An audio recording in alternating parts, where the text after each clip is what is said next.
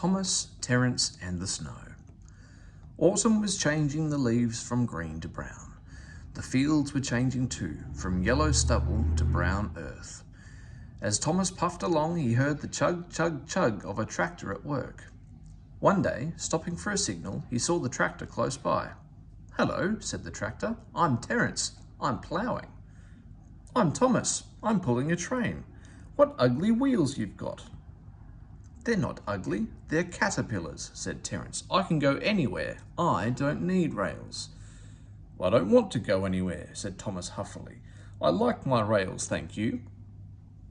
Thomas often saw Terence working, but though he whistled, Terence never answered.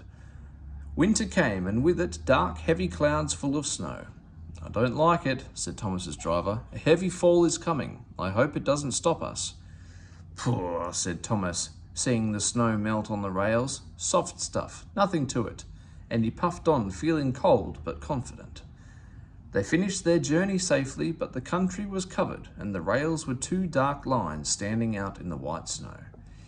"You'll need your snowplow for the next journey, Thomas," said his driver. "Poor, snow is silly soft stuff. It won't stop me." "Listen to me," his driver replied. "We are going to fix your snowplow on, and I want no nonsense, please." The snowplow was heavy and uncomfortable and made Thomas cross. He shook it and he banged it, and when they got back it was so damaged that the driver had to take it off. "You're a very naughty engine," said his driver as he shut the shed door that night. Next morning, both driver and fireman came early and worked hard to mend the snowplow, but they couldn't make it fit properly. It was time for the first train. Thomas was pleased. "I shan't have to wear it. I shan't have to wear it," he puffed to Annie and Clarabelle.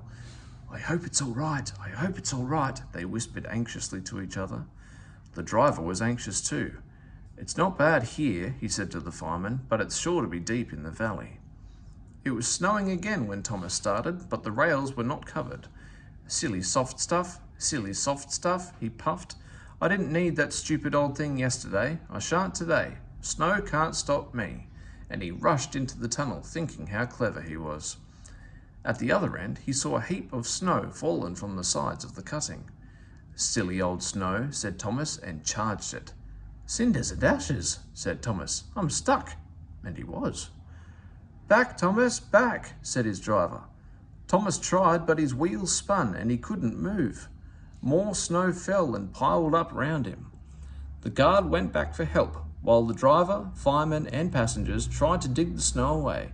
But as fast as they dug, more snow slipped down until Thomas was nearly buried. "Oh, my wheels and coupling rods," said Thomas sadly. "I shall have to stop here till I'm frozen. What a silly engine I am." And Thomas began to cry.